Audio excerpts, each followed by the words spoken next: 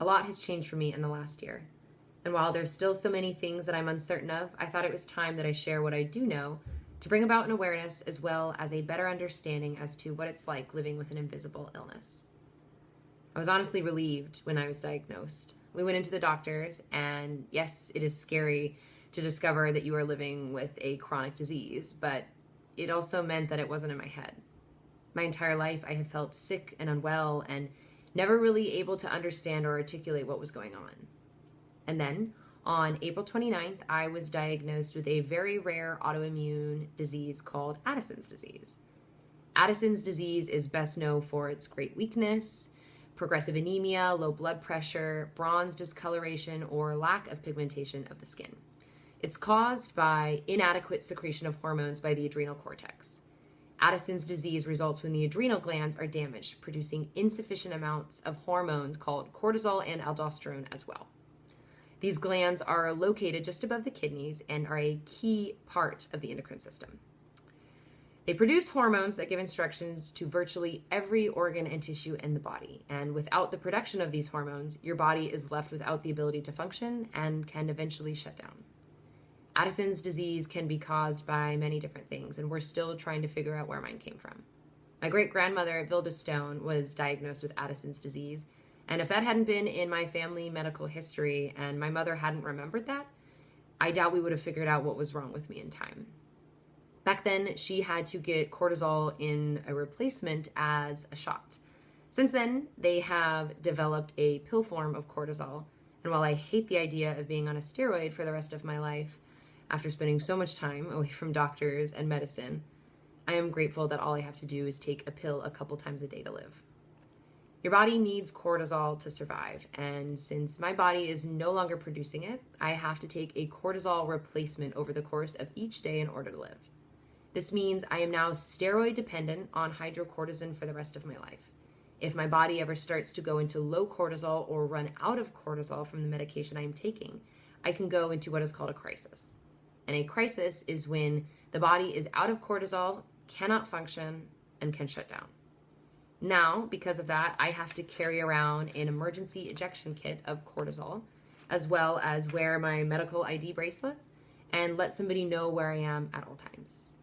We're still in the process of trying to figure out the other hormones that might need to be replaced and the amount in my body, but that's just something we're going to have to figure out over time as we go into doctors and get more labs done. Each day presents new situations, stresses, emotions, environments, and activities that use up the cortisol I'm taking in different ways.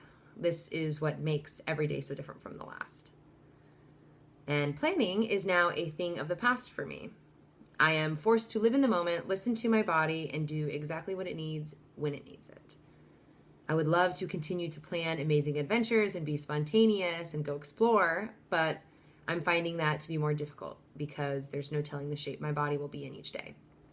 If I'm even on the verge of feeling like I could be tired, I have to stay in and rest because the alternative would be to go into low cortisol and possibly into a crisis. Some days, my body feels amazing and I feel unstoppable, like I can take on anything. And then moments later, I can be on the ground in a catatonic state.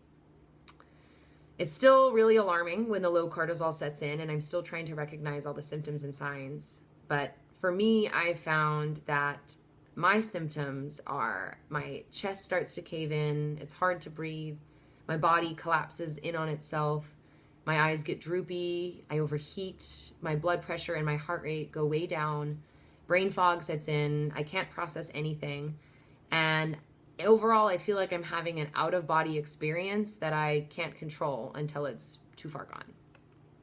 What I miss most is my activity level, and that's been a challenge for me. I miss swimming every day, hiking, biking, swimming, dancing, yoga, doing everything, and now I'm having to switch to a slow and steady lifestyle, which is a challenge, but taking it on.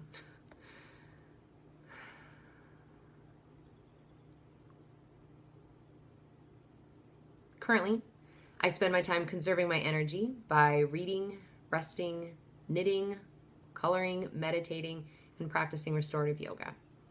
Perhaps one day I will have a better grasp on things and be able to resume my once active lifestyle. But for now, I just have to take it slow. John F. Kennedy had Addison's disease, and he was able to run a whole country. My great-grandmother had Addison's disease, and she lived to be 90.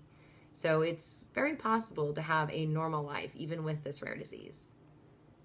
I'm sharing my story not because I want your sympathy, but because I want to bring about an awareness, as well as I want you to know that my body now has limitations.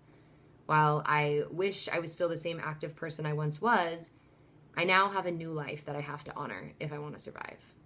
So for now, I have to take it moment by moment, day by day, breath by breath, and just be.